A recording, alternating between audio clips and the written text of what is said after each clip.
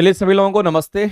और हम लोग शुरुआत करेंगे, जैसा कि आपको पता है मेरे भाई कि डेली 6:15 पर हम आपके सामने लाइव आते हैं और साइंस के फटाफट क्वेश्चंस को हम लोग यहाँ पर देखेंगे, जिसमें फिजिक्स, केमिस्ट्री और बायो के आपको क्वेश्चंस देखने को मिलेगा। तो आप सभी लोग मेरे भाई जुड़ जाइए और आपके साइंस की क्लास को स्टार्ट हम कर रहे हैं, ठीक है। एक बार सभी लोग जोरदार तरीके से मेरे भाई जुड़ जाएं और सेशन को लाइक भी करिए। और देखते हैं पहले क्वेश्चन से हम लोग शुरुआत करेंगे। चलिए तो हम लोग शुरुआत करते हैं मेरे भाई आज के सेशन का। आप सभी लोग जोरदार तरीके से मेरे भाई सेशन को लाइक भी कर दीजिए और देखते हैं पहले क्वेश्चन से हम लोग शुरुआत करेंगे। जैसा कि आपको पता है कि साइंस मेरे भाई मैराथन हमारा चल रहा है और आपको डेली ये क्लासेस मेरे भाई लगातार आपको मिलेगा। और इसमें हम लोग साइंस में फिजिक्स, केमिस्ट्री और बायो तीनों क्वेश्चंस को हम लोग देखेंगे। सबसे पहला क्वेश्चन मेरे भाई, आप सभी लोगों को बोर्ड पीडीएफ नहीं मिलता है सर। अच्छा, बोर्ड पीडीएफ आज से बोलेंगे मेरे भाई आप लोगों को दे दिया जाएगा, इसलिए आप निश्चिंत रहिए। प्लेटफॉर्म बाय नवीन कुमार सिंह करके जो आपका टेलीग्राम चैनल है उसी पर आपको पीडीएफ इसका मिलेगा। बोर्ड पीडीएफ भी वही मिलेगा और साथ साथ मेरे भाई इसकी पीडीएफ भी आपको डाल दिया जाता है। रोहित कुमार जी बिल्कुल पीडीएफ आपको मिलेगा, आप निश्चिंत रहिए, आप सभी लोगों को पीडीएफ दे दिया जाएगा। तो हम लोग शुरुआत करते हैं आज के सेशन का और पहले क्वेश्चन से हम लोग शुरुआत करेंगे और सारे क्वेश्चंस को हम लोग यहां पर देखेंगे मेरे भाई। तो चलिए, मेरी आवाज जा रही होगी, सभी लोग एक बार सेशन को लाइक भी कर दे मेरे भाई और शुरुआत करते हैं। पहला क्वेश्चन हमारे सामने मेरे दे रखा है और ये कहता है कि निम्नलिखित में से आपसे बोला गया कि मनुष्य के शरीर में कौन सी ग्रंथि वाहिनीहीन है। यानी कहने का मतलब है कि कौन सी ग्रंथि हमारी ऐसी है, कौन सा ग्लैंड हमारा ऐसा है जो डक्टलेट्स ग्लैंड है। इसका मतलब है मेरे भाई ग्रंथि वाहिनी वीन कहने का मतलब है डक्टलेस, और हम कहेंगे ग्रंथि की बात अगर कही गई है तो आपको एक दो बात समझना पड़ेगा कि अगर हम बात करते हैं मेरे भाई यहां पर ग्लैंड्स की अगर हम बात करते हैं तो आपको समझना पड़ेगा मेरे भाई कि अगर हम ग्लैंड की अगर हम बात करते हैं तो दो तरह की ग्रंथि ग्लैंड की अगर हम बात करते हैं मेरे भाई तो यहां पर आपको देखने को मिलेगा। एक हमारा कैसा होता है, कहेंगे इंडोक्राइन ग्लैंड होता है जिसको अंतःस्रावी ग्रंथि कहते हैं। एक हमारा बहिस्रावी ग्रंथि होता है। तो एक को हम लोग यहां पर इंडोक्राइन ग्लैंड बोलते हैं, ध्यान रखना मेरे भाई। एक को हम लोग क्या बोलेंगे, तो इसको इंडोक्राइन ग्लैंड के नाम से हम लोग इसको जानते हैं। और दूसरा जो हमारा ग्लैंड होता है इसको हम लोग एक्सोक्राइन ग्लैंड बोलेंगे। इसको हम लोग क्या बोलेंगे, तो इसको एक्सोक्राइन ग्लैंड के नाम से हम लोग जानते हैं। और याद रखना मेरे भाई कि इंडोक्राइन ग्लैंड की अगर हम बात करते हैं, जो इंडोक्राइन ग्लैंड होता है इसको हम लोग अंतःस्रावी ग्रंथि कहते हैं। इसको हम लोग अंतःस्रावी ग्रंथि के नाम से हम लोग जानते हैं। और यहां पर जो एक्सोक्राइन ग्लैंड होता है इसको हम लोग बाह्यस्रावी ग्रंथि कहते हैं। इसको हम लोग क्या बोलेंगे मेरे भाई, तो इसको हम लोग यहां पर बाह्यस्रावी ग्रंथि के नाम से हम लोग जानते हैं। अब मामला यहां पर आपको समझना पड़ेगा कि जो एंडोक्राइन ग्लैंड होता है मेरे भाई उसके बारे में आपको ध्यान रखना है। ये हार्मोन को सिक्रेट करता है, ये हार्मोन का सिक्रेशन करता है, इस बात को आप ध्यान रखेंगे। ये किसका, तो कहेंगे ये हमारा यहां पर हार्मोन का सिक्रेशन करता है। एक लाइन में याद रखिएगा, क्योंकि कई बार ये क्वेश्चन पूछा जाता है कि जो एंडोक्राइन ग्लैंड होंगे वो किसको सिक्रेट करेगा, तो हार्मोन को सिक्रेट करता है। और जो एक्सोक्राइन ग्लैंड होते हैं ये किसको सिक्रेट करेगा मेरे भाई, तो ये एंजाइम को सिक्रेट करता है। आपको ध्यान रखना है, यहां पर एंजाइम का ये सिक्रेशन करेगा और ये हमारा क्या करेगा मेरे भाई, तो यहां पर हार्मोन का सिक्रेशन करता है। आपके सामने मेरे भाई ऑप्शंस यहां पर दिए हुए हैं। यकृत भी हमारी सबसे बड़ी ग्रंथि मानी जाती है। पसीने की ग्रंथि हमारा यहां पर है। अंतःस्रावी ग्रंथि आपको दे रखा है और यहां पर गुर्दा दे रखा है। और याद रखना मेरे भाई कि जो एंडोक्राइन ग्लैंड हमारा होता है, अगर हम एंडोक्राइन ग्लैंड की अगर हम बात करते हैं, याद रखना मेरे भाई ये डक्टलेस होता है। ये कैसा होगा, कहेंगे ये हमारा डक्टलेस होगा। यानी कहने का मतलब है मेरे भाई वाहिनीहीन होगा। आप कहेंगे ये डक्टलेस ग्लैंड हमारा कहलाता है, इस बात को भी आप ध्यान रखेंगे। दूसरी बात आपको ध्यान रखना है कि जो भी एंजाइम का सिक्रेशन करता है, जो एक्सोक्राइन हमारे ग्लैंड होते हैं, ये कैसे होंगे, तो आपको ये चीज ध्यान रखना है मेरे भाई। अगर इस एक्सोक्राइन ग्लैंड की अगर हम बात करते हैं, ये डक्टेड ग्लैंड होता है। ये कैसा ग्लैंड है, तो कहेंगे ये हमारा यहां पर डक्टेड ग्लैंड होता है, इस बात को आप ध्यान रखेंगे। अब यहां पर जो डक्टलेस ग्लैंड हमारा होता है ये कौन सा हो सकता है, तो आपको डायरेक्ट दिख रहा होगा मेरे भाई कि जो डक्टलेस हमारे ग्लैंड होते हैं वो कौन से होंगे, तो कहेंगे डक्टलेस वाले हमारे हार्मोन का सिक्रेशन करेगा। और जो हार्मोन का सिक्रेशन करेगा वो हमारा इंडोक्राइन ग्लैंड हो जाएगा। यानी कि इस क्वेश्चन के अगर आंसर करेंगे मेरे भाई अंतःस्रावी ग्रंथि, ऑप्शन सी नंबर आपका राइट हो जाएगा। अब यहां पर हार्मोन को सिक्रेट करने वाले, जैसे कि हमारा पीयूष ग्रंथि होता है, हमारे ब्रेन में है, पीयूष ग्रंथि की बात करते हैं, हार्मोन का सिक्रेशन करता है मेरे भाई। और बहुत सारे हार्मोन का सिक्रेशन हमारे पीयूष ग्रंथि से होता है। वैसे ही अधिवृक्क ग्रंथि की अगर हम बात करते हैं, जो कि एड्रिनल ग्लैंड्स की अगर हम बात करते हैं, तो वो अधिवृक्क ग्रंथि कहलाता है मेरे भाई। उससे भी हमारे बहुत सारे हार्मोन का सिक्रेशन होता है। तो जितने भी ग्रंथि हार्मोन का सिक्रेशन करता है, वो सभी के सभी मेरे भाई वाहिनीहीन होगा और उसको हम लोग इंडोक्राइन कहेंगे, एक लाइन में जान लीजिए। और मेरे भाई हम उसी को एक्जोक्राइन हम उसी को कहेंगे जो यहां पर एंजाइम का सिक्रेशन करेगा, उसको हम यहां पर कहेंगे कि एक्जोक्राइन है। और जो एक्जोक्राइन ग्लैंड होगा मेरे भाई याद रखना ये डक्टेड होता है, यानी कि इसमें पाइप आपको होगा और पाइप के अंदर फ्लो होता है। अब यहां पर मामला यह है मेरे भाई कि चलो यहां तक तो ठीक था, लेकिन एक चीज आपको याद रखना है जिसकी बात हम यहां पर करते हैं, कई बार यह क्वेश्चन पूछता है कि अगर हम पैंक्रियाज की अगर हम बात करते हैं, और पैंक्रियाज को हम लोग अग्न्याशय कहते हैं, पैंक्रियाज को हम लोग यहां पर अग्न्याशय कहते हैं मेरे भाई। और याद रखना ये जो पैंक्रियाज हमारा होता है ये मिश्रित ग्रंथि मानी जाती है। इसको कौन सी ग्रंथि कहेंगे, एक लाइन में आप जान लीजिए, किसको हम लोग मिश्रित ग्रंथि कहते हैं। और मिश्रित ग्रंथि कहने का मतलब है मेरे भाई किससे हार्मोन का भी सिक्रेशन होगा और साथ ही साथ इससे एंजाइम का भी सिक्रेशन होगा। तो पैंक्रियाज हमारा इंडोक्राइन भी है, एक्जोक्राइन भी है, डक्टेड भी है, डकलेस भी है। इस बात को जरूर याद रखिएगा, क्योंकि हार्मोन और एंजाइम दोनों का सिक्रेशन करेगा, इसीलिए तो इसको हम लोग मिश्रित ग्रंथि के नाम से हम लोग जानते हैं। ये बात भी आपको मेरे भाई ध्यान रखना पड़ेगा। मंडे से चलेगा मेरे भाई विशाल पासवान जी, मंडे से सारे क्लासेस आपके चलेंगे, इसलिए टेंशन लेने की कोई जरूरत नहीं है। आगे चलते हैं मेरे भाई। तो इस क्वेश्चन के आंसर्स आपके सामने है, लेकिन हम आपसे बता देना चाहते हैं आपको मेरे भाई कि अगर हम यहां पर लीवर की अगर बात करते हैं, ये लीवर जो हमारा यहां यकृत दिख रहा है, यह सबसे बड़ी ग्रंथि है।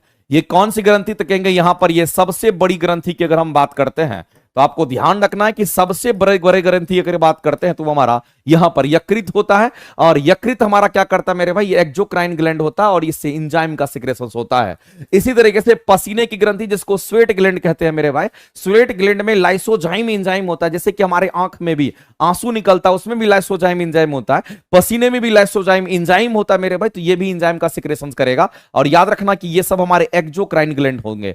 ये सब कैसे ग्लैंड है तो याद रखना मेरे भाई, यहां पर एक्जोक्राइन ग्लैंड की अगर हम बात करते हैं, ये कैसी ग्रंथि होगी तो ये एक्जोक्राइन ग्लैंड हमारा कहलाता है। ये भी हमारा कैसा होगा कहेंगे, ये भी हमारा यहां पर एक्जोक्राइन ग्लैंड कहलाता है। इस बात को आप ध्यान रखेंगे, ये सब एक्जोक्राइन ग्लैंड है।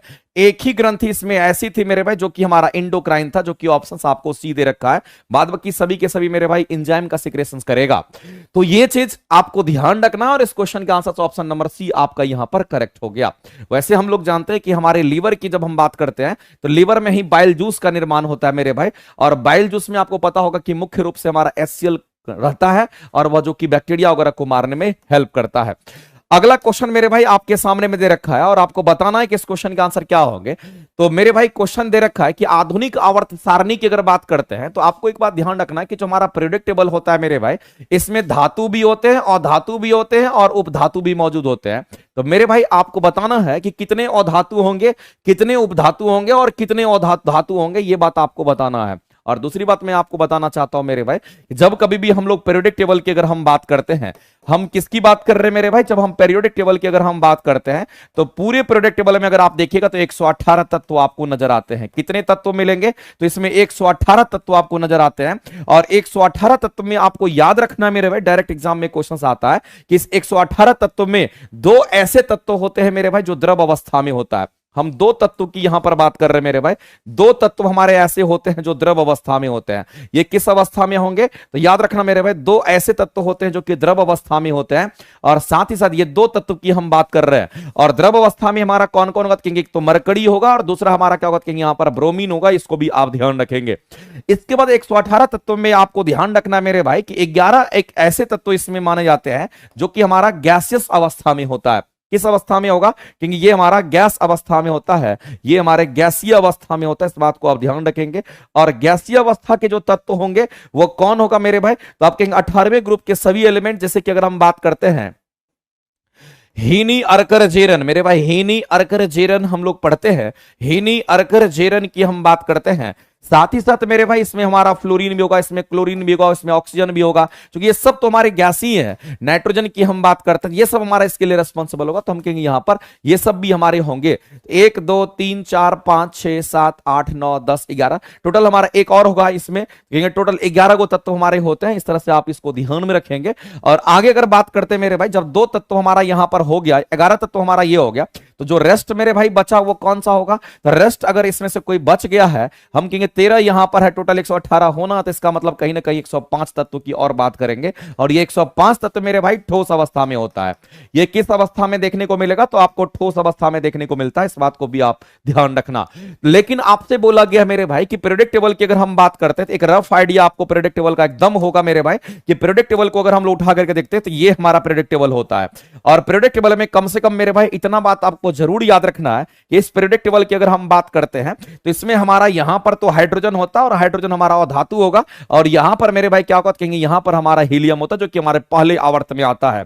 तो इसमें अगर हम लोग देखते हैं मेरे भाई, तो एक ब्लॉक हमारा ऐसा ब्लॉक होता है, एक ब्लॉक हमारा ऐसा ब्लॉक होता है जिसके अंतर्गत हम कहते हैं कि हमारा धातु भी होगा, और धातु भी होगा, उपधातु भी हमारे मौजूद होते हैं, जो कि हमारे बॉर्डर लाइन तत्व कहलाते हैं। ये हमारा क्या होगा मेरे भाई, तो हम कहेंगे यहां पर इसके अंदर में हमारा उपधातु मौजूद होता है। ये हमारा क्या कहेंगे, यहां पर हमारा उपधातु मौजूद होगा, और उपधातु को हम लोग क्या कहते थे, इसी को हम लोग यहां पर मेटलॉइड्स के नाम से हम लोग जानते हैं। और मेटलॉइड्स की संख्या कितनी होती है? तो याद रखना मेरे भाई, संख्या की अगर बात करेंगे तो इसमें 7 हो जाएगा। और इधर अगर देखिएगा मेरे भाई, तो हमारा कंप्लीट रूप से अधातु माना जाता है। अगर मेरे भाई इधर की ओर देखोगे तो इधर हमारा क्या होगा, कंप्लीट रूप से अधातु होगा। और इधर अगर देखो, इधर हमारा अधातु होगा, और इधर अगर देखोगे मेरे भाई तो ये हमारा कंप्लीट रूप से धातु होगा।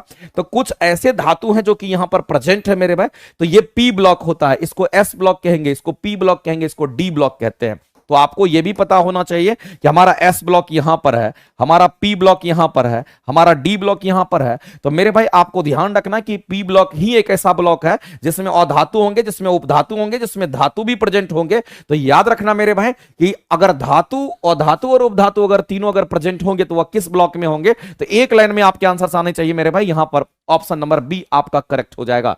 अगर बात करते हैं मेरे भाई यहां पर कि एफ ब्लॉक की अगर हम बात करते हैं, तो आपको ध्यान रखना है कि ये जो एफ ब्लॉक हमारा होता है, ये हमारा क्या होगा कहेंगे, आंतरिक संक्रमण तत्व को हम लोग कहते हैं। ये हमारा आंतरिक संक्रमण तत्व कहलाता है। इस बात को आप जरूर याद रखिएगा, क्योंकि कई बार मेरे भाई ये क्वेश्चंस आपसे पूछता है।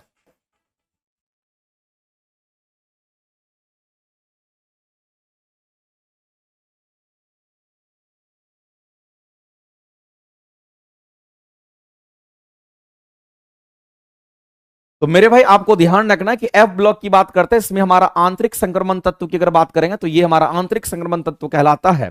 लेकिन अगर डी ब्लॉक की अगर हम बात करते हैं तो आपको ध्यान रखना मेरे भाई कि डी ब्लॉक के एलिमेंट को हम लोग संक्रमण तत्व कहते हैं।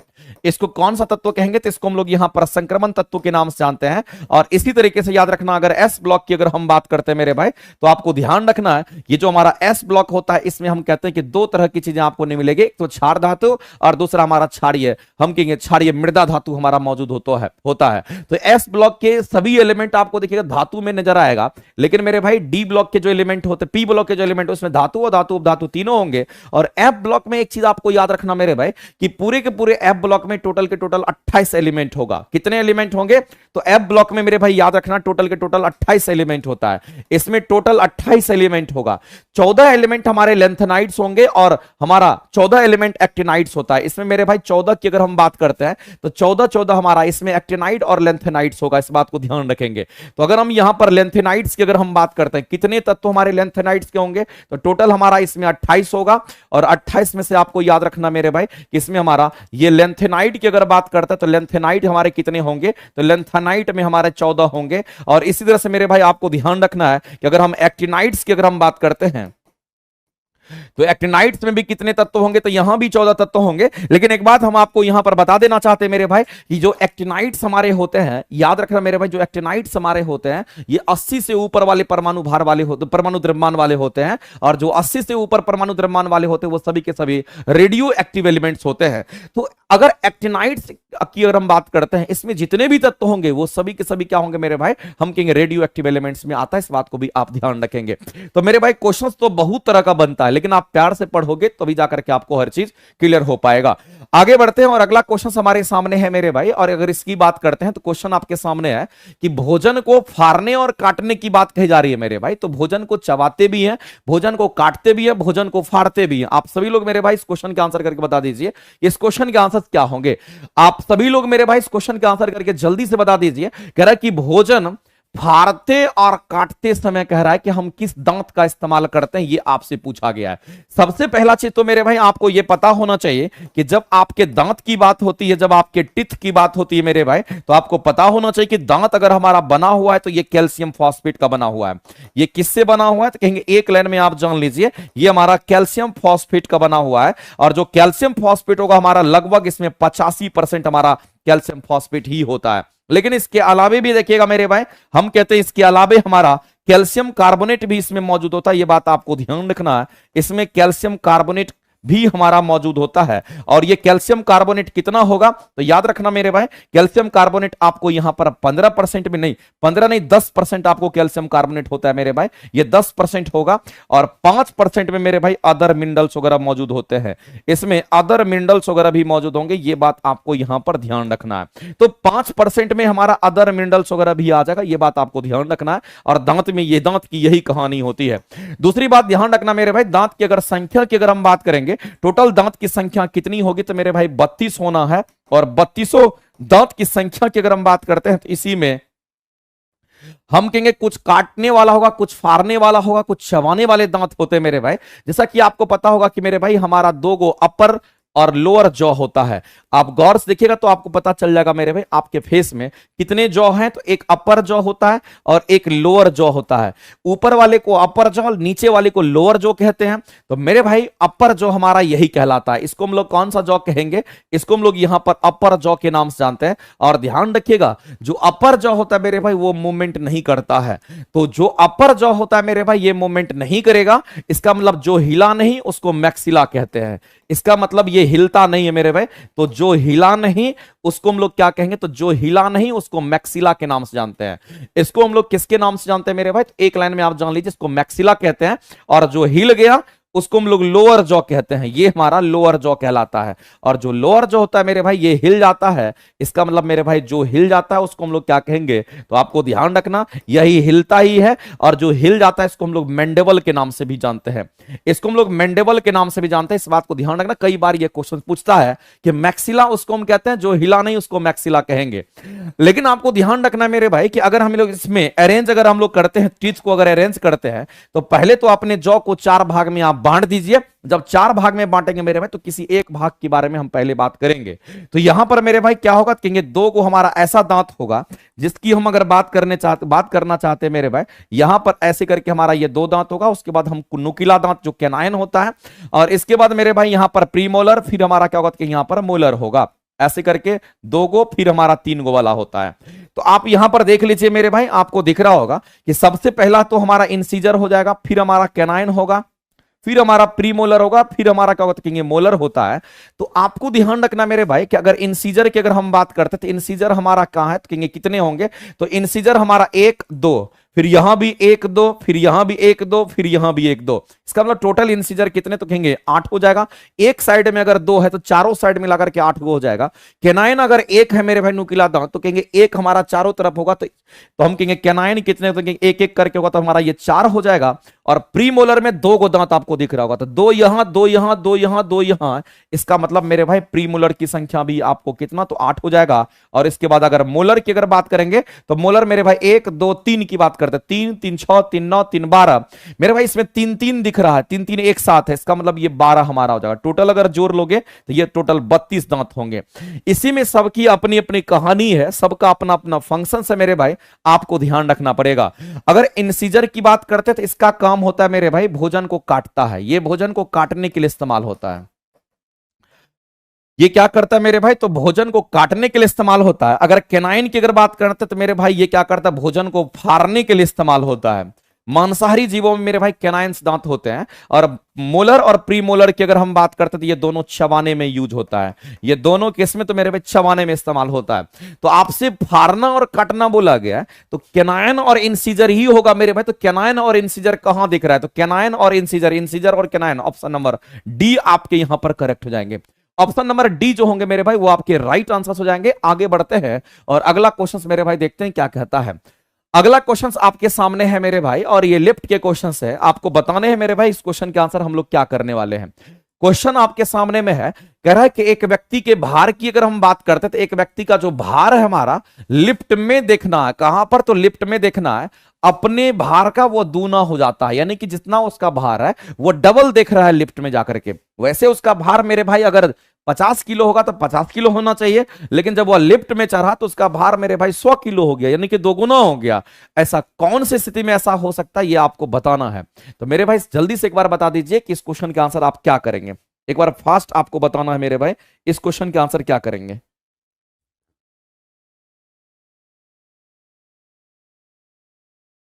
तो ये लिफ्ट वाला क्वेश्चन है, इसमें देखो एक काम करना पड़ेगा तुमको, कुछ टर्म है, कुछ चीज है जो कि आपको याद रखना पड़ेगा।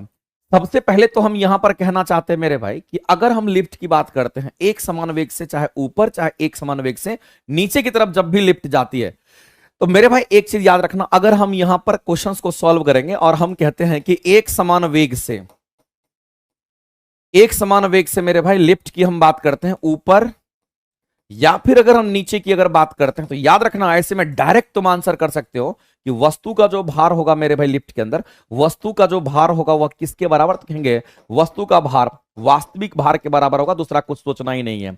वस्तु का भार वास्तविक भार के बराबर हो जाएगा, जितना एक्चुअल में है उतना ही मिलेगा, लेकिन कंडीशंस अप्लाई, कंडीशंस इंपॉर्टेंट है, और ये कंडीशंस हमारा कहता है कि एक समान वेग होना चाहिए, एक समान वेग होना चाहिए, ना वेग घटेगा ना वेग बढ़ेगा, वेग एक समान रहेगा तभी ऐसा हो सकता है। तब आप अपने आप को फील करेंगे हमारा जो एक्चुअल वेग है, हमारा जो एक्चुअल वेट है वही हमको मिलेगा।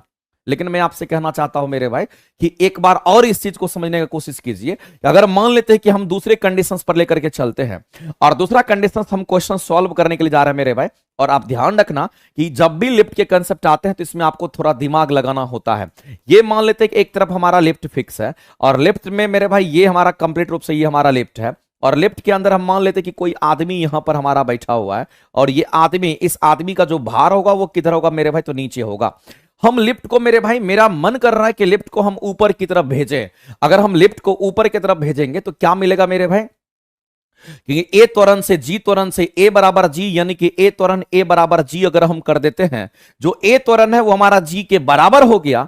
हम कहेंगे मेरे भाई जब हमारा लिफ्ट ऊपर की तरफ जा रहा है, इसका मतलब इस लिफ्ट को उठाने वाला जो बल ऊपर की तरफ खींचने वाला होगा वो कहीं ना कहीं ज्यादा लग रहा होगा, तो हम कहेंगे वो टी तनाव बल होगा जो कि इस लिफ्ट को उठा करके ऊपर लेके जा रहा होगा। और लिफ्ट ऊपर जा रहा है, कुछ नहीं करना है, इसमें नेट फोर्स बराबर मास इंटू एक्सीलरेशन आपको कर देना है, और एफ बराबर एम ए लगा दीजिए, नेट बराबर हमारा एम ए हो जाएगा। लेकिन ये नेट होगा, ये एफ बराबर एम ए नहीं होगा, ये नेट फोर्स बराबर एम ए होगा।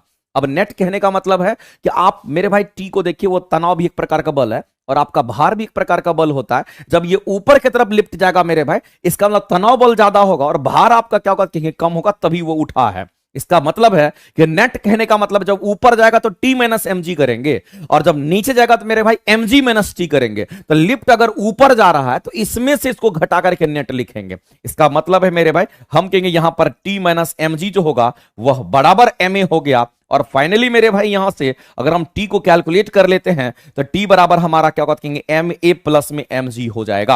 अब यहां पर गौर से देखो मेरे भाई, आपके आंसर्स यहीं छुपे हुए हैं। अब यहां पर गौर से देखो कि हमारा जो भार है मेरे भाई वो कितना है, एम जी है। दुनिया में जितने भी वस्तु आप देखते होंगे मेरे भाई, सभी वस्तु का भार एम जी ही होता है। लेकिन अगर उसमें कुछ चीज अगर जुट रहा है तो जाहिर सी बात है मेरे भाई कि हमारा भार तो ज्यादा होगा। लेकिन क्वेश्चन मेरे भाई कह रहा है कि जो ए है वो किसके बराबर हो रहा है, तो जी के बराबर हो रहा है। इसका मतलब है कि अगर हम टी बराबर यहां पर कि एम ए प्लस में एम जी अगर हम देखते हैं तो क्या हम ऐसा कर सकते हैं मेरे भाई कि इस ए के जगह पर, इस ए के जगह पर जी रख सकते हैं, क्योंकि ये जी के बराबर क्वेश्चंस में आपको कह रहा है ऐसा रखने के लिए। तो हम कहेंगे ए के जगह पे जी रख दीजिए और ये एम जी हो गया। पहले भार आपका एम जी था, अब भार आपका 2 एम जी हो गया। बताओ मेरे भाई आपका भार 2 गुना हुआ कि नहीं हुआ? लेकिन कैसे हुआ 2 गुना? जब आप मेरे भाई जी त्वरण से जब आप ऊपर की ओर जाने लगे। इसका मतलब है मेरे भाई कि आप जी त्वरण से किधर जाने लगे, ऊर्ध्वाधर ऊपर की ओर जब जाने लगे तब आपका भार आपको 2 गुना फील होने लगा। यानी इस क्वेश्चन के अगर आंसर करेंगे तो ऑप्शन नंबर बी आपका राइट हो जाएगा। ऑप्शन नंबर डी नहीं होगा, ऑप्शन नंबर बी होगा मेरे भाई, ऑप्शन नंबर बी करेक्ट हो जाएगा। तो इस क्वेश्चन को सॉल्व करने का तरीका ही यही होता है, दूसरा कोई तरीका नहीं है। जो बताए हैं इसी को फॉलो करिएगा और तुम्हारे लिफ्ट के हमेशा क्वेश्चंस बनेंगे। आगे अगर हम लोग देखते हैं मेरे भाई, तो यहां पर कंप्यूटर के रिलेटेड क्वेश्चन पूछा गया। कंप्यूटर जिस भाषा को समझता है मेरे भाई, उसको हम लोग कहते हैं मशीन लेवल लैंग्वेज। यानी कहने का मतलब हमारा कौन होगा, तो कहेंगे ऑप्शन नंबर बी आपका करेक्ट हो जाएगा। और याद रखना कि कंप्यूटर हमारा, याद रखेंगे मेरे भाई, 0 और 1 को ही समझता है, दूसरा किसी भी चीज को नहीं समझता है। तो कोडिंग हम लोग 0 1 में करते हैं, लेकिन जो हमारा लैंग्वेज होता है, हमारा कौन सा लैंग्वेज को आसानी से ये पढ़ लेता है, समझ लेता है, कहेंगे हमारा मशीन लेवल लैंग्वेज की हम बात करते हैं। आगे चलते हैं मेरे भाई, अगला क्वेश्चन आपके लिए इंपॉर्टेंट है और यह क्वेश्चन आने की संभावना हर एक एग्जाम में रहती है। सामान्य कोशिका में बोला गया, एग्जाम में एकदम आने की संभावना रहती है, ये क्वेश्चन एकदम आने की संभावना रहती है और एक लाइन में आपका हमेशा के लिए याद रह जाएगा। अब कह रहा है कि डीएनए से आरएनए तक आनुवांशिक जानकारी की प्रवाह। तो मेरे भाई डीएनए से आरएनए तक आनुवांशिक जानकारी के प्रवाह की प्रक्रिया को हम क्या कहते हैं, आपके सामने दे रखा है।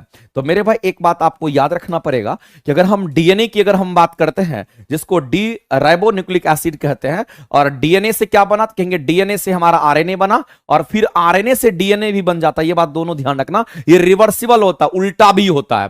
तो डीएनए से आरएनए बनेगा और आरएनए से हमारा डीएनए भी बन जाएगा, ये बात आपको ध्यान रखना है। जब ये डीएनए से आरएनए बनता है मेरे भाई, इसको हम लोग ट्रांसक्रिप्शन कहते हैं। इस प्रोसेस को हम लोग क्या बोलते हैं, तो इसको हम लोग ट्रांसक्रिप्शन कहते हैं। और जब उल्टा हो जाता है मेरे भाई, तो इसी का नाम रिवर्स हो जाता है। ये हमारा यहां पर रिवर्स ट्रांसक्रिप्शन कहलाने लगता है।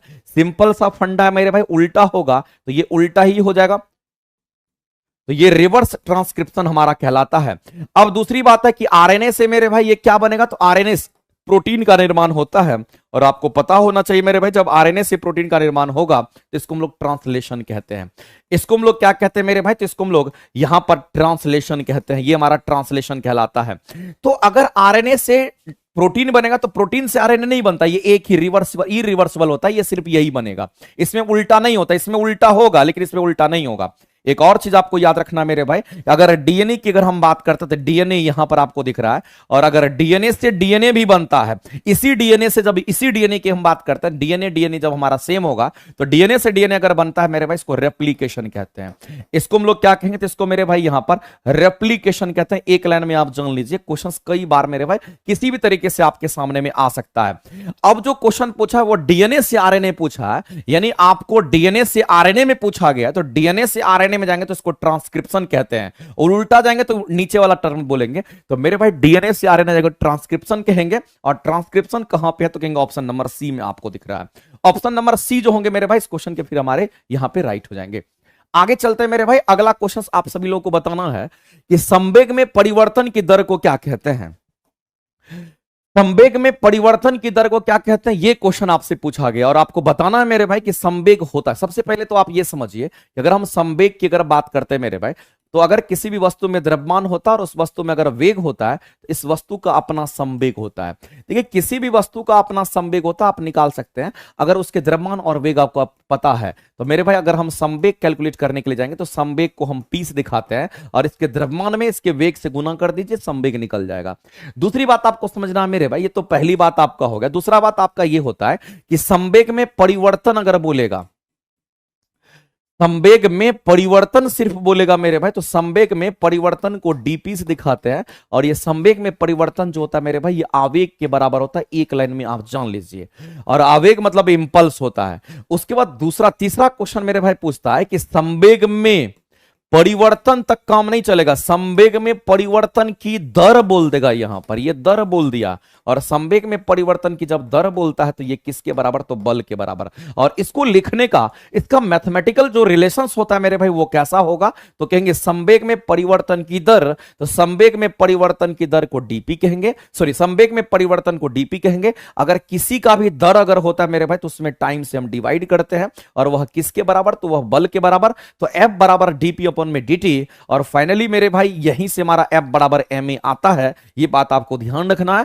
और ये जो रिलेशंस है हमारा, ये न्यूटन का सेकंड लॉ है। ये मेरे भाई किसका, तो कहेंगे यहां पर ये हमारा न्यूटन्स का, ये न्यूटन सेकंड लॉ की हम बात करते हैं। ये न्यूटन सेकंड लॉ की हम बात करते हैं मेरे भाई, एक लाइन में आप जान लीजिए, ये सेकंड लॉ की हम बात करते हैं। और न्यूटन का सेकंड लॉ से ही गति के समीकरण के बारे में पता चलता है। और इसीलिए मेरे भाई संवेग में परिवर्तन की दर, संवेग में परिवर्तन की दर को हम बल कहते हैं। और ये न्यूटन गति का दूसरे नियम से ये निकल करके आता है। तो बताइए मेरे भाई, संवेग में परिवर्तन नहीं है, संवेग में परिवर्तन की दर है। दर की बात कर रहा है तो दर में तीसरे वाले में जाएंगे, और तीसरा वाला हमारा किसके बराबर, तो ऑप्शन नंबर सी के बराबर हमारा राइट आंसर हो जाएगा। और याद रखना मेरे भाई, एक और मैथमेटिकल रिलेशन हम आपको बता देना चाहते हैं कि अगर हम लोग यहां पर मेरे भाई त्वरण की बात करते हैं तो ये हमारा वेग में परिवर्तन की दर त्वरण होती है। वेग में जो परिवर्तन होगा डीवी, दर मतलब समय से डिवाइड कर दिए, तो वेग में परिवर्तन की दर क्या होगी, तो कहेंगे त्वरण हो जाएगा। इस बात को भी आप ध्यान रखेंगे। और भी कंडीशंस तो बहुत सारे हैं, आपको एक एक चीज याद रखना पड़ेगा, एक एक चीज समझना पड़ेगा मेरे भाई। अगर हम ये कह दें कि किसी भी वस्तु का वेग अगर बढ़ता है तो याद रखना त्वरण का मान पॉजिटिव होगा। अगर त्वरण का मान पॉजिटिव हो गया तो इसको हम लोग त्वरित गति कहते हैं। इसको हम लोग कौन सी गति कहेंगे मेरे भाई, तो इसमें त्वरित गति कहेंगे। और अगर हम यहां पर कहें मेरे भाई, दूसरा पॉइंट भी आप जान लीजिए, अगर किसी भी वस्तु में अगर मान लेते उसका वेग अगर घट रहा है, तो अगर किसी भी वस्तु का वेग घटेगा तो समझ लेना कि उसमें क्या होगा, ब्रेक लगा है, और जब ब्रेक लगेगा तो उसका वेग घटना शुरू करेगा। और जब मेरे भाई वेग अगर घटेगा तो याद रखना त्वरण का मान यहां पर नेगेटिव हो जाएगा। और नेगेटिव त्वरण को हम लोग यहां पर हम कहेंगे नेगेटिव त्वरण नहीं पढ़ेंगे, और इसी को हम लोग यहां पर मंदित गति कहते हैं। इसी को हम लोग कैसा गति कहेंगे, मंदित गति कह देंगे। और तीसरा स्टेटमेंट याद रखना कि अगर वेलोसिटी किसी भी वस्तु का अगर वेग एक समान होगा तो हमेशा के लिए याद रखना मेरे भाई कि अगर वेग एक समान होगा तो एक्सीलरेशन का मान यहां पर 0 होगा। पूरे मैकेनिक्स में इसका इस्तेमाल होता है। आप पूरा मेरे भाई जब भी आप फिजिक्स पढ़ोगे तब ये चीज आपके सामने आएगा। इसमें एक दो कहानी और छुपा हुआ है जो कि मेरे भाई बहुत लोगों को पता नहीं होता है, लेकिन मैं आपको बताना चाहता हूं मेरे भाई कि जब वेग बढ़ेगा तो त्वरण का मान पॉजिटिव। अगर ये मेरे भाई बढ़ रहा है तो हम कहेंगे कोई भी चीज अगर बढ़ता तो वो पॉजिटिव ही होगा। अगर ये पॉजिटिव तो हम कहेंगे ये पॉजिटिव। तो मेरे भाई दोनों सेम दिशा में हो जाएगा। अगर आपको ये कोई कहता है कि हम कहते हैं किसी भी गाड़ी का अगर वेग अगर बढ़ रहा है तो त्वरण का मान पॉजिटिव है, इसका मतलब है कि इस सेंस से हमें यह भी पता चलता है मेरे भाई कि वेग और त्वरण की जो दिशा होगी वो एक ही दिशा होगी। यहां पर मेरे भाई किसकी हम बात करते हैं, वेग तथा त्वरण की हम बात करते हैं। तो यह भी ध्यान में रखना है, वेग तथा त्वरण की जो दिशा होगी, वेग तथा त्वरण की अगर दिशा की अगर हम बात करते हैं तो दिशा एक समान होगी। इस बात को ध्यान रखेंगे, जिधर वेग उधर ही त्वरण हो जाएगा। लेकिन मेरे भाई जब इसमें ऐसा हुआ है तो इसमें तो उल्टा हो जाएगा, क्योंकि यहां पर आपको ध्यान रखना है मेरे भाई कि यहां पर हमारा कैसा, तो नेगेटिव त्वरण की बात करते हैं। और जब वेग घटता है मेरे भाई तो हम कहेंगे त्वरण हमारा नेगेटिव होगा। और ऐसी परिस्थिति में हम कहते हैं कि वेग की अगर बात करते हैं तथा त्वरण की अगर हम बात करते हैं मेरे भाई, तो वेग तथा त्वरण हमारा एक दूसरे के क्या होगा, तो कहेंगे यहां पर विपरीत हो जाता है। ये कैसा होगा, तो कहेंगे एक दूसरे के यहां पर विपरीत हो जाता है। ये बात आपको ध्यान रखना, ये विपरीत हो जाता है। और जब एक समान वेग से चलेगा तो उसमें कोई परिवर्तन नहीं होगा। हम कहेंगे मेरे भाई त्वरण का मान हमारा 0 हो जाएगा।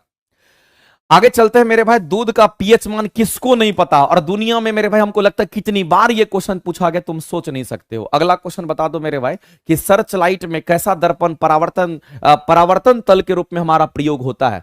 मेरे भाई सर्च लाइट की ही सिर्फ बात नहीं करेंगे, आपको एक दो बात ध्यान रखना पड़ेगा कि अगर हम सर्च लाइट की अगर हम बात करते हैं, अगर मेरे भाई यहां पर सर्च लाइट की अगर हम बात करते हैं, साथ ही साथ आपको ध्यान रखना कि अगर हम लोग हेडलाइट की अगर बात करते हैं, गाड़ी का जो हेडलाइट होता है उसकी हम बात कर रहे हैं। सर्च लाइट हो गया या फिर गाड़ी का जो हेडलाइट होता है हम उसकी बात कर लेते हैं मेरे भाई। सर्च लाइट हो गया, गाड़ी का जो हेडलाइट हो गया, इन सब की अगर हम बात करते हैं तो याद रखना मेरे भाई इन सब में जो हमारा दर्पण लगा हुआ रहता है वो कैसा होगा, तो कहेंगे यहां पर हम अवतल दर्पण का इस्तेमाल करते हैं।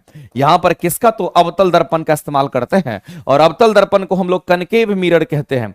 इसको हम लोग कौन सा मिरर कहेंगे मेरे भाई, तो इसको हम लोग यहां पर कनकेव मिरर कहते हैं। और याद रखना जो कनकेव मिरर हमारा अवतल दर्पण का होता है मेरे भाई, ये प्रकाश को एक जगह जमा करता है, प्रकाश को एकत्रित करता है, इसीलिए इसको हम कन्वर्जिंग मिरर भी कहते हैं। एक एक लाइन मेरे भाई क्वेश्चन है, कन्वर्जिंग मिरर कहते हैं। और सब एक दूसरे से रिलेटेड है, कुछ अलग नहीं है। और अवतल दर्पण की अगर हम बात करते हैं, इससे बड़ा, छोटा और समान आकार का तीनों प्रतिबिंब बनता है। अवतल दर्पण मेरे भाई तीनों तरह का प्रतिबिंब बनाता है। इससे बड़ा भी प्रतिबिंब बनेगा, इससे छोटा भी प्रतिबिंब बनेगा, साथ ही साथ मेरे भाई इससे समान आकार का भी प्रतिबिंब देता है। ये आपको यहां पर समान आकार का भी प्रतिबिंब देता है, एक लाइन में आप जान लीजिए। इसमें बड़ा भी बनेगा, छोटा भी बनेगा, समान आकार का भी प्रतिबिंब बनेगा। ये अवतल दर्पण की कहानी है। तो आप कहेंगे मेरे भाई यहां पर कैसा दर्पण परावर्तक सतह के रूप में काम करेगा, तो कहेंगे अवतल दर्पण हमारा हो जाएगा। लेकिन मैं आपसे कहना चाहता हूं मेरे भाई कि अगर हम लोग यहां पर समतल दर्पण की अगर हम बात करते हैं तो एक लाइन में जान लीजिए मेरे भाई, जिस समतल दर्पण की हम बात करते हैं इसको हम लोग यहां पर प्लेन मिरर कहते हैं। इसको हम लोग क्या कहेंगे मेरे भाई, इसको यहां पर हम लोग प्लेन मिरर कहते हैं। और प्लेन मिरर जो समतल दर्पण होता है मेरे भाई, ये हमेशा ही कैसा प्रतिबिंब देता है, आपको ध्यान रखना है, हमेशा ही ये काल्पनिक प्रतिबिंब देता है। हमेशा कैसा, तो काल्पनिक, काल्पनिक को ही हम लोग क्या कहते हैं, तो आभासी कह देते हैं। और याद रखना जो काल्पनिक होगा वो कैसा, तो कहेंगे सीधा प्रतिबिंब बनाता है। और साथ ही साथ मेरे भाई ये समान आकार का प्रतिबिंब देता है। ये कैसा, तो कहेंगे यहां पर ये समान आकार का प्रतिबिंब देगा। और साथ ही साथ याद रखेंगे मेरे भाई ये दर्पण के पीछे प्रतिबिंब बनाता है। ये दर्पण के किधर, तो कहेंगे ये दर्पण के पीछे प्रतिबिंब बनता है। और जब दर्पण के पीछे होगा तो काल्पनिक ही होगा। और साथ ही साथ याद रखना मेरे भाई सबसे फेमस क्वेश्चन इसका ये है, इससे बना प्रतिबिंब मेरे भाई पार्श्व उल्टा होता है।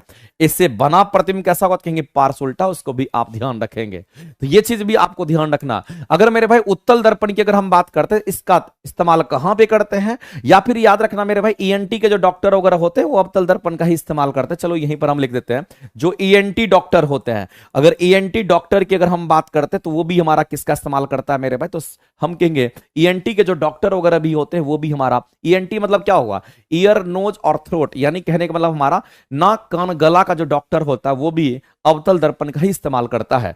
उत्तल दर्पण की जो कहानी है मेरे भाई, ये हमेशा हमेशा की तरह मेरे भाई याद रखना हमेशा काल्पनिक प्रतिबिंब देता है। ये हमेशा काल्पनिक प्रतिबिंब देगा। और काल्पनिक प्रतिबिंब कैसा होगा, तो कहेंगे एक लाइन में जान लीजिए मेरे भाई सीधा होगा। और दूसरी बात आपको ध्यान रखना है कि इस अब उत्तल दर्पण की अगर हम बात करते हैं तो ये हमेशा ही छोटा प्रतिबिंब देता है, बड़ा का सोच नहीं सकते हैं, ये हमेशा छोटा ही प्रतिबिंब देता है, हमेशा छोटा प्रतिबिंब का ये निर्माण करता है। एक लाइन में आप जान लीजिए हमेशा छोटा ही प्रतिबिंब देगा, कभी बड़ा कभी बड़ा नहीं हो सकता, कभी बराबर नहीं हो सकता है। क्वेश्चन नंबर 8 को फिर से देखना मेरे भाई, क्या देखना, 7.4 तो होता है। ये दूध का पीएच मान आपसे पूछा गया, दूध का पीएच मान तो इतना ही होता है, मिल्क का जो पीएच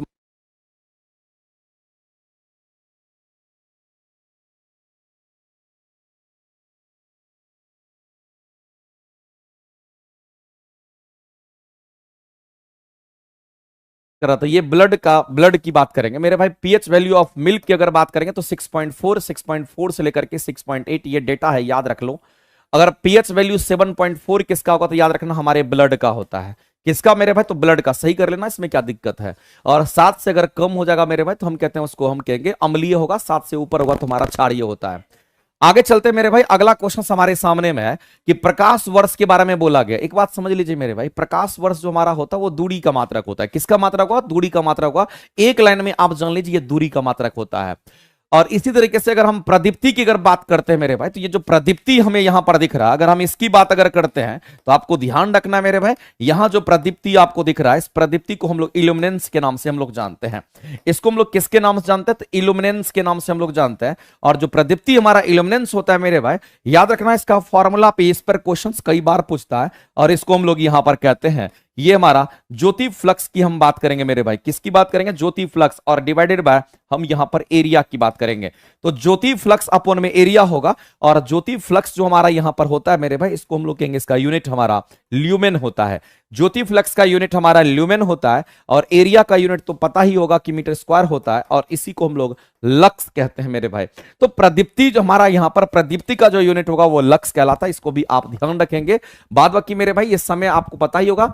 और यहां पर प्रकाश की तीव्रता की बात करते हैं, इंटेंसिटी ऑफ लाइट की अगर हम बात करते हैं, तो एक रिलेशन मेरे भाई यहां पर और जान लीजिए कि अगर इंटेंसिटी ऑफ लाइट की अगर हम बात करते हैं, ये समानुपाती होता है किसका मेरे भाई, तो याद रखना एम्पलीट्यूड के स्क्वायर का होता है, आयाम के स्क्वायर का होता है, एम्पलीट्यूड के स्क्वायर का होता है। ये भी बात आपको ध्यान रखना है। आगे चलते हैं मेरे भाई, अगला क्वेश्चन है कि आपके सामने ये बोला गया जो उत्प्लावन बल होता है मेरे भाई, तो उत्प्लावन बल का कंसेप्ट कहां देखने को मिलता है। उत्प्लावन बल का जो कंसेप्ट है मेरे भाई, द्रव और गैस में होता है और ठोस में नहीं होता, एक लाइन में जान लीजिए। और अगर आप किसी ठोस वस्तु को किसी द्रव या गैस में जब डुबाते हो तो उसके भार में आभासी कमी फील होती है, वही हमारा बॉयंसी होता है। लेकिन आपको एक चीज समझना पड़ेगा मेरे भाई कि मान लेते कि यहां तक हमारा क्या, तो कहेंगे कोई द्रव पदार्थ हमारा भरा हो, समझना गौर से, क्लियर हो जाएगा, कभी दिक्कत नहीं होगा।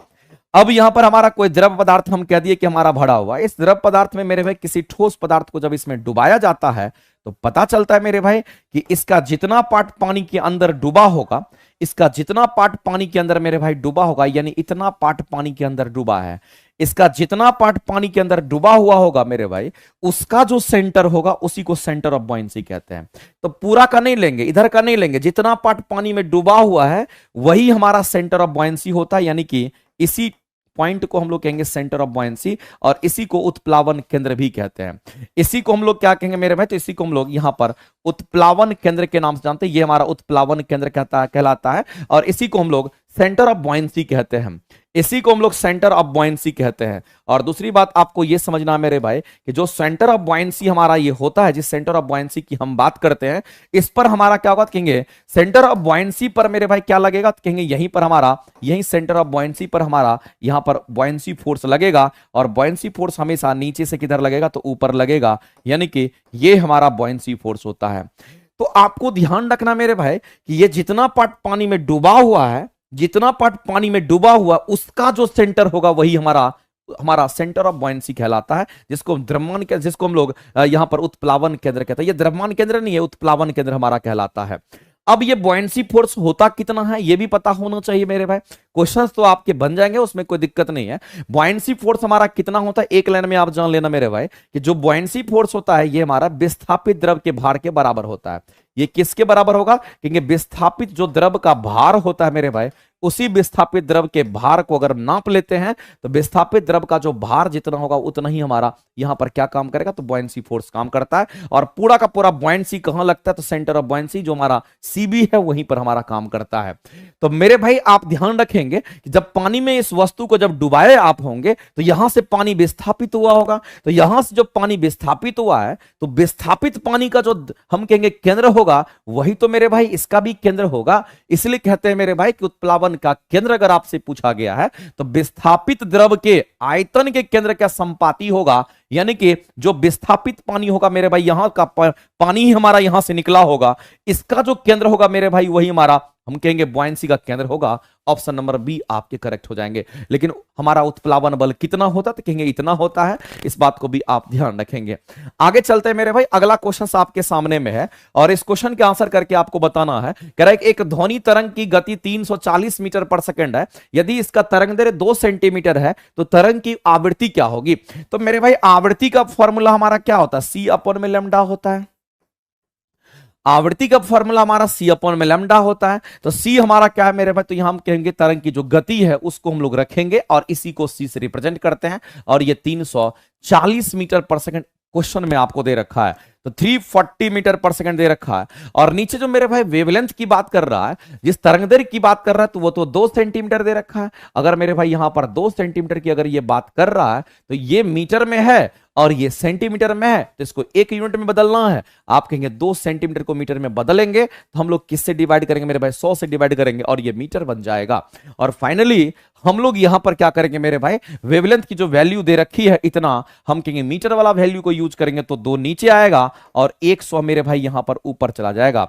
और ऐसी परिस्थिति में जब इसको आप कट करोगे तो यहां पर आपका 170 हो जाएगा। फाइनली जब इसको गुना करोगे तो 17000 आपके सामने आ जाएगा। और आवृत्ति की यूनिट मेरे भाई हर्ज में होती है, इसलिए हम डायरेक्ट कह सकते हैं कि 17000 हर्ज निकल करके आएगा और ऑप्शन नंबर हमारे ए करेक्ट हो जाएंगे। लेकिन मैं आपसे कहना चाहता हूं मेरे भाई कि जब कभी भी क्वेश्चंस आपको आवृत्ति का पूछेगा, मोस्टली मेरे भाई फॉर्मूला बेस्ड पूछता है। और फॉर्मूला अगर आपको पता है तो क्वेश्चंस आपके बनेंगे। सबसे पहला आवृत्ति का फॉर्मूला होता है नंबर ऑफ साइकिल पर सेकंड। नंबर ऑफ साइकिल पर सेकंड हम लोग कहते हैं मेरे भाई। और दूसरा जो आवृत्ति का फॉर्मूला होता है मेरे भाई, यहां पर कहते हैं कि सी अपॉन में लैम्डा। और तीसरा जो हमारा आवृत्ति का फॉर्मूला होता है ये 1 अपॉन में आवर्तकाल होता है। मेरे भाई किसी का भी यूनिट देखेगा तो हमारा हर्ज ही होगा, इसमें कहीं से कोई दिक्कत नहीं है। आगे चलते हैं और अगला क्वेश्चन हम लोग देखते हैं। अगला कहता है कि एक उष्मागतिकी प्रणाली कि वह प्रक्रिया जिसमें आयतन अस्थाई रहता है। मेरे भाई अगर आयतन अस्थाई रहेगा तो आयतन अस्थाई मतलब क्या हुआ, आयतन अस्थाई मतलब वॉल्यूम का मान तो कांस्टेंट होगा। अगर मेरे भाई वॉल्यूम अगर कांस्टेंट होता है, आयतन अगर अस्थाई होता है, उसको आइसोकोरिक प्रोसेस कहते हैं। कैसा प्रोसेस कहेंगे मेरे भाई, तो आइसोकोरिक प्रोसेस कहते हैं। आपसे प्रक्रिया पूछा गया, प्रोसेस पूछा गया है, तो आपको ध्यान रखना कि वॉल्यूम जब भी कांस्टेंट होगा, जब भी मेरे भाई वॉल्यूम कांस्टेंट होगा, इसमें आइसोकोरिक प्रोसेस को हम लोग लेकर के आएंगे। और इसी आइसोकोरिक प्रोसेस की अगर हम बात करते हैं तो इसी आइसोकोरिक प्रोसेस को आइसोमेट्रिक प्रोसेस भी हम लोग कहते हैं। याद रखना मेरे भाई, इसी को आइसोमेट्रिक प्रोसेस भी कहते हैं, ये भी बात आपको ध्यान रखना है। तो आइसोकोरिक प्रोसेस बोले या फिर आइसोमेट्रिक प्रोसेस बोले कोई फर्क नहीं पड़ता है, दोनों एक ही चीज है। और हिंदी में अगर इसको आप पढ़िएगा मेरे भाई तो आप हिंदी में भी कह सकते हो कि जो आइसोकोरिक प्रोसेस आइसोमेट्रिक प्रोसेस की जब हम बात करते हैं उसमें आयतन अगर निश्चित होगा, इसको हम लोग समतापी प्रक्रम कहते हैं। इसको सम आयतनिक प्रक्रम हम लोग कहते हैं मेरे भाई। इसको कैसा प्रक्रम कहेंगे तो इसको हम लोग यहां पर सम आयतनिक प्रक्रम के नाम से हम लोग जानते हैं। एक लाइन में आप जान लीजिए। और इसमें मेरे भाई इसके आंसर छुपे हुए हैं, आप यहां पर गौर से देखिए। सम आयतनिक मतलब सम का मतलब एक समान, आयतन का मतलब आयतन, तो कहेंगे सम आयतनिक मतलब एक समान आयतन की बात कर रहा है। और यहां पर एक समान आयतन लिखा हुआ है मेरे भाई, तो याद रखने में भी आपको आसानी होगी और आप कहेंगे ये सम आयतनिक प्रक्रम हमारा कहलाता है। तो जो भी प्रोसेस हम लोगों को पढ़ना होता है मेरे भाई, वो यही प्रोसेस हम लोगों को देखना होता है। इसके अलावे भी प्रोसेस हमारा होगा। अगर मेरे भाई यहां पर हम बात करना चाहते हैं, जैसे कि अगर हम नियत तापमान पर देखना चाहते हैं, अगर नियत तापमान पर जो प्रोसेस हमारा होता है उसकी अगर हम बात करते हैं, यानी कि टेम्परेचर जब हमारा कांस्टेंट होता है, इस प्रोसेस पर अगर हम लोग तापमान अगर हम लोग देखते हैं प्रोसेस को, तो याद रखना इसको हम लोग आइसोथर्मल प्रोसेस कहते हैं। इसको हम लोग कैसा कहेंगे तो इसको हम लोग आइसोथर्मल प्रोसेस के नाम से जानते हैं। ये कैसा प्रोसेस है मेरे भाई, तो याद रखना ये यहां पर आइसोथर्मल प्रोसेस हमारा कहलाता है। और आइसोथर्मल प्रोसेस को हम लोग समतापी प्रक्रम कहते हैं। इसको हम लोग क्या कहेंगे मेरे भाई, तो समतापी प्रक्रम के नाम से हम लोग जानते हैं, जिसमें मेरे भाई याद रखना टेम्परेचर एक समान होता है, यानी कि नियत तापमान बोले तो तापमान एक समान होता है। इसी तरीके से अगर हम आपसे बात करते हैं मेरे भाई एडियाबेटिक प्रोसेस की अगर हम बात करते हैं, एक चीज हम और बताना चाहेंगे आपको, याद रखना मेरे भाई, वो भी बहुत काम का चीज है। अगर एडियाबेटिक प्रोसेस की हम बात करते हैं तो याद रखना मेरे भाई, जो एडियाबेटिक प्रोसेस होता है इसको हम लोग रुद्धोष्म प्रक्रम के नाम से जानते हैं। और जो रुद्धोष्म प्रक्रम हमारा होता है, ये डेटा याद रखना पड़ेगा, दूसरा कोई उपाय नहीं है। याद रखना रुद्धोष्म प्रक्रम में मेरे भाई उष्मा संचरण का मान 0 होता है। इसमें क्या 0 होगा, तो एक लाइन में कहना कि उष्मा संचरण, जिसको आप हीट ट्रांसफर कहते हैं मेरे भाई, जिसको आप यहां पर हीट ट्रांसफर के नाम से आप जान रहे हो, ये हमारा अगर हीट ट्रांसफर अगर कहलाता है, तो जो उष्मा संचरण 0 यानी कि हीट ट्रांसफर की वैल्यू हमारा 0 हो जाएगी। और साथ ही साथ याद रखना मेरे भाई, इस प्रोसेस में टेम्परेचर जो है ये हमारा चेंज कर सकता है।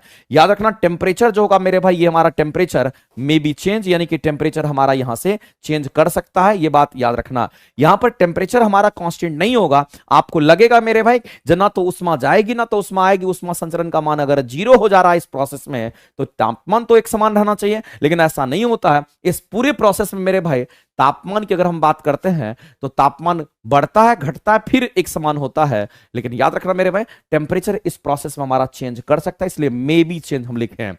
दूसरी बात आपको ध्यान रखना है कि आइसोथर्मल और एडियाबेटिक में एक रिलेशन होता है, और उस रिलेशन को भी आप याद रखिए मेरे भाई, और ये आपको भीड़ से अलग करेगा। और इसीलिए हम यहां पर नोट करके ये पॉइंट को मेंशन कर देते हैं मेरे भाई, ये भी हम नोट करके यहां पर एक पॉइंट को मेंशन करते हैं, और ये इंपॉर्टेंट पॉइंट आपके लिए है।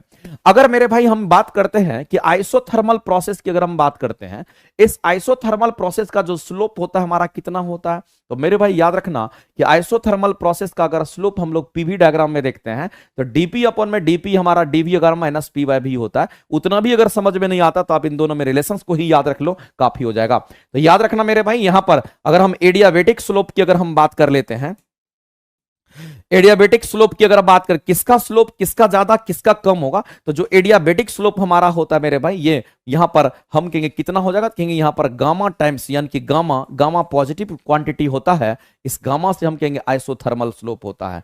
इससे आइसोथर्मल स्लोप की हम बात करते हैं, ये आइसोथर्मल स्लोप आपका होता है। तो मेरे भाई आप ध्यान रखेंगे, एडियाबेटिक स्लोप जो होता है हमारा आइसोथर्मल स्लोप से ज्यादा होगा, क्योंकि गामा से इसमें गुणनफल किया हुआ है। तो आप इस रिलेशंस को कम से कम याद रख सकते हो, इतना तो कम से कम कर ही सकते हो मेरे भाई, इसको तुम ध्यान में रखना। आगे और भी दे रखा होगा मेरे भाई, समदाबी प्रक्रम में दाब एक समान होता है, और जब दाब एक समान होगा तो उसको आइसोबारिक प्रोसेस के नाम से हम लोग जानते हैं। आगे चलते हैं मेरे भाई, अगला क्वेश्चन हम लोग देखते हैं, और अगला क्वेश्चन हमारा क्या कहता है, अगला है कि सोडियम धातु को किसमें संग्रहित करते हैं, इसको केरोसिन ऑयल में रखा जाता है। नहीं तो सोडियम हमारा मेरे भाई हाईली रिएक्टिव एलिमेंट्स होते हैं, और ये बहुत जल्दी क्या करता है मेरे भाई, नमी के साथ रिएक्शंस कर लेता है, इसीलिए हम लोग इसको किस में रखते हैं, तो याद रखना मेरे भाई, इसको हम लोग केरोसिन ऑयल में स्टोर करके रखते हैं। मेरे भाई विटेकर की अगर बात करते हैं, आरएच विटेकर की बात करते हैं मेरे भाई, तो जीवों को 5 भागों में इन्होंने क्लासिफाई किया था।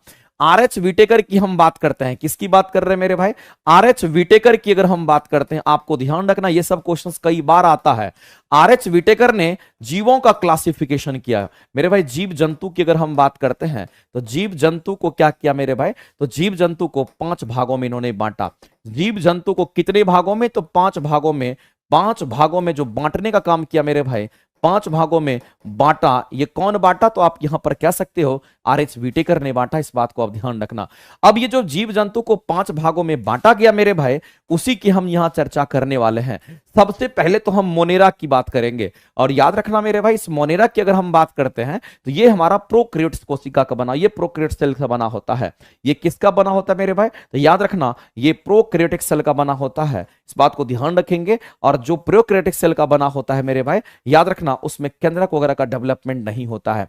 इसमें क्या नहीं होगा, तो कहेंगे इसमें केंद्रक झिल्ली वगैरह नहीं होता, इस बात को ध्यान रखेंगे। जब केंद्रक झिल्ली नहीं होगा मेरे भाई, तो जाहिर सी बात है कि केंद्रक भी इसमें डेवलप नहीं करेगा, यानी कि केंद्रक इसमें डेवलप नहीं करेगा, इसमें लाइसोसोम नहीं होगा। लेकिन याद रखना मेरे भाई कि प्रोकैरियोटिक सेल में राइबोसोम होता है, कुछ नहीं होगा लेकिन इसमें राइबोसोम होता है। ये जरूर याद रखिएगा, क्वेश्चन ये पूछता है, इसमें राइबोसोम सिर्फ होता है, बाद बाकी मेरे भाई इसमें केंद्रक, केंद्रक झिल्ली, लाइसोसोम ये सब कुछ भी नहीं होता, माइटोकॉन्ड्रिया ये सब कुछ नहीं होता है।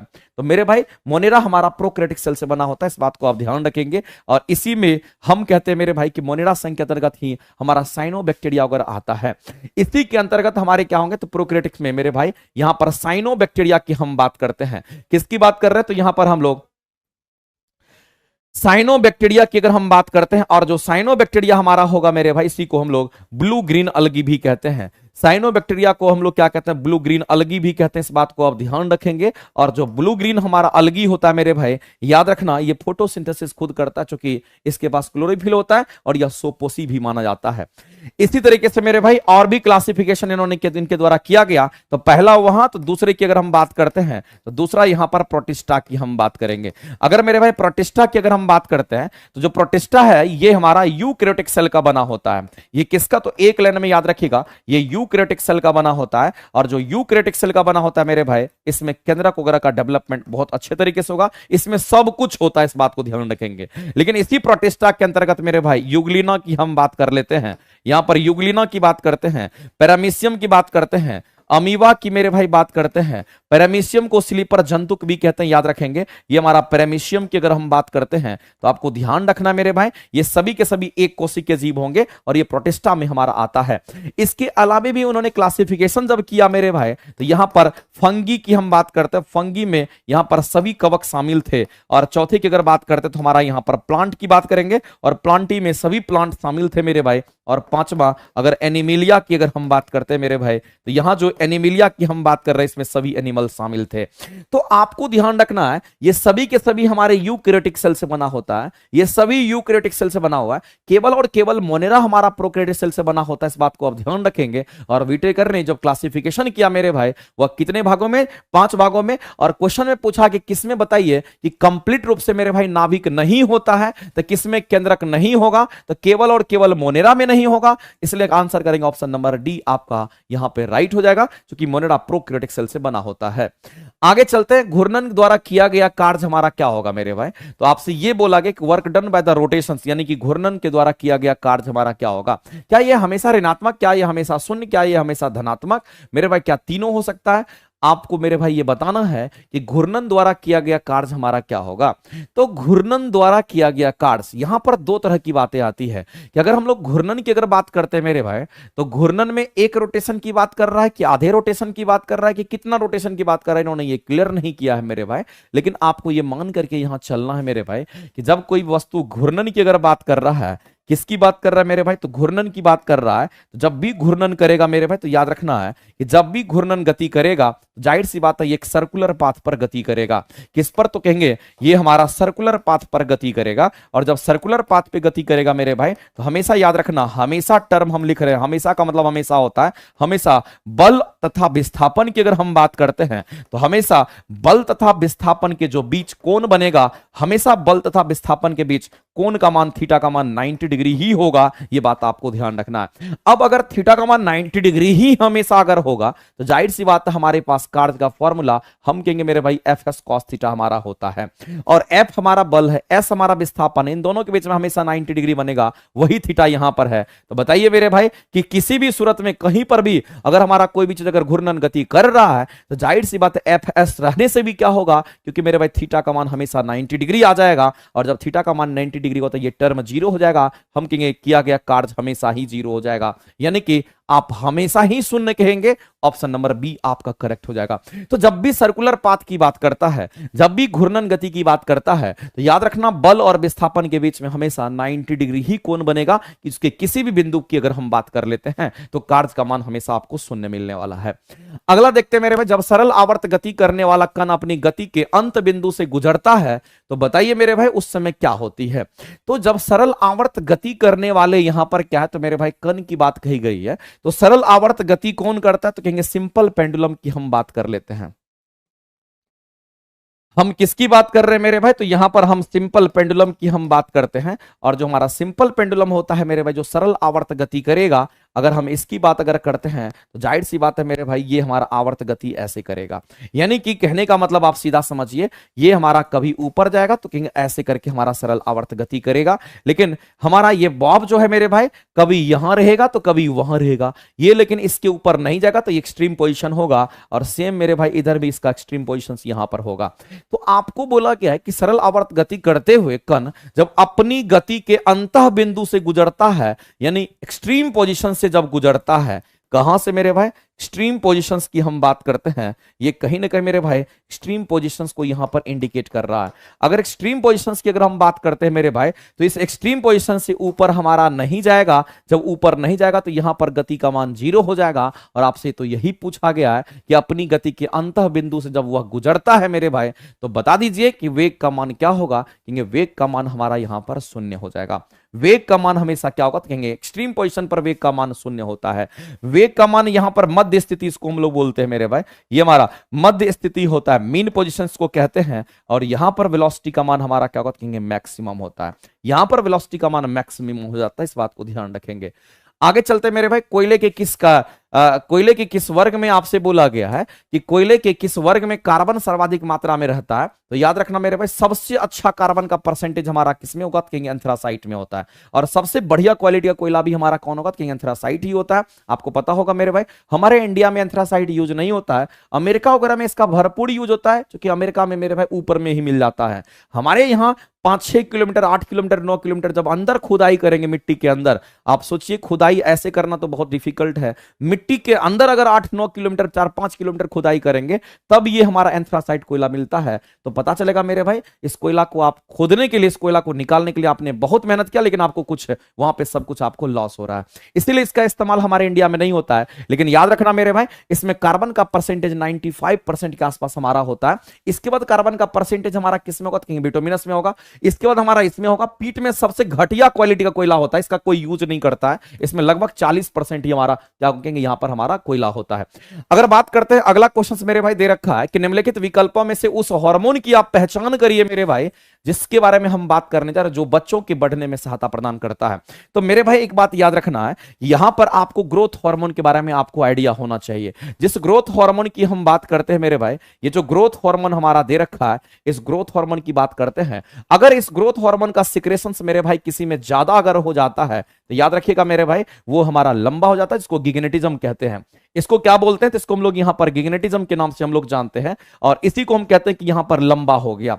अगर मेरे भाई बात करते हैं कि अगर इसका सिक्रेशंस अगर यहां पर कम हो जाता है, अगर सिक्रेशंस कम होगा, इसको ड्वार्फिज्म कहते हैं। इसको हम लोग क्या कहेंगे, तो इसको हम लोग यहां पर ड्वार्फिज्म कहेंगे, और ऐसे में आदमी बौना हो जाता है, इस बात को ध्यान रखेंगे। तो जो ग्रोथ हार्मोन होता है हमारे सोमैटोट्रोपिन हार्मोन को ही ग्रोथ हार्मोन कहते हैं। ये सोमैटोट्रोपिन हार्मोन को ही हम लोग ग्रोथ हार्मोन कहेंगे, इस बात को आप ध्यान रखेंगे मेरे भाई, इसलिए इस क्वेश्चन के आंसर हमारे ये हो जाएंगे। बाद में क्या आपको ध्यान रखना है, जो ऑक्सीटोसिन हार्मोन होता है मेरे भाई फीमेल हार्मोन होता है, और ये ऑक्सीटोसिन हार्मोन का मेन जो फंक्शन होता है मेरे भाई ये क्या करता है, तो याद रखना गर्भाशय की दीवार में ये क्या करेगा मेरे भाई, जब गर्भाशय की दीवार की हम बात करते हैं तो जो गर्भाशय की दीवार होती है, गर्भाशय की दीवार में संकुचन पैदा करता है, इस बात को ध्यान रखेंगे। गर्भाशय की दीवार में क्या करेगा, तो यहां पर संकुचन पैदा करता है, और साथ ही साथ मेरे भाई हम कहेंगे फीमेल के अंदर मिल्क सिक्रेशंस के लिए, मिल्क सिक्रेशंस के लिए याद रखना मेरे भाई, जो मिल्क सिक्रेशंस के लिए जो मेमरी ग्लैंड्स होता है उसको क्या करता है, तो कहेंगे मेमरी ग्लैंड्स की अगर हम बात करते हैं तो मेमरी ग्लैंड्स को उत्तेजित करता है। अगर हम बात करते हैं प्रोजेस्टेरोन हार्मोन का, फीमेल सेक्स हार्मोन हमारा प्रोजेस्टेरोन हार्मोन होता है मेरे भाई, और साथ ही साथ ये क्या करता है, मेमरी ग्लैंड का विकास करता है। गोनाडोट्रोपिन हार्मोन की बात करते हैं मेरे भाई, मेंस्ट्रुएशन साइकिल को कंट्रोल करता है, लेकिन क्वेश्चन आपका सोमैटोट्रोपिन हार्मोन पे था, और हम कहेंगे उसी को हम लोग क्या कहते हैं मेरे भाई, तो यहां पर आप ध्यान रखेंगे सोमैटोट्रोपिन हार्मोन की अगर हम बात करते हैं तो उसी को ग्रोथ हार्मोन हम कहेंगे। हीरा का जो अपवर्तनांक होता है मेरे भाई ये सबसे अधिक होता है, और हीरा का अपवर्तनांक कितना होता है तो सब लोग जानता होगा कि 2.42 होता है। एक बात याद रखना मेरे भाई कि जिसका अपवर्तनांक ज्यादा होगा वो हमेशा सघन होता है, जिसका अपवर्तनांक कम होगा वो हमेशा विरल होता है। और एक रिलेशंस मेरे भाई आप जान लीजिए, हम लोग स्नेल्स लॉ की बात करते हैं, अगर मेरे भाई यहां पर स्नेल्स लॉ की अगर हम बात करते हैं तो ये हमारा होता है म्यू इक्वल टू साइन आई अपन में साइन आर होता है। साइन आई अपन में क्या करेंगे, तो इसको हम लोग साइन आर लिखेंगे, यहां पर साइन आई अपन में साइन आर लिखेंगे।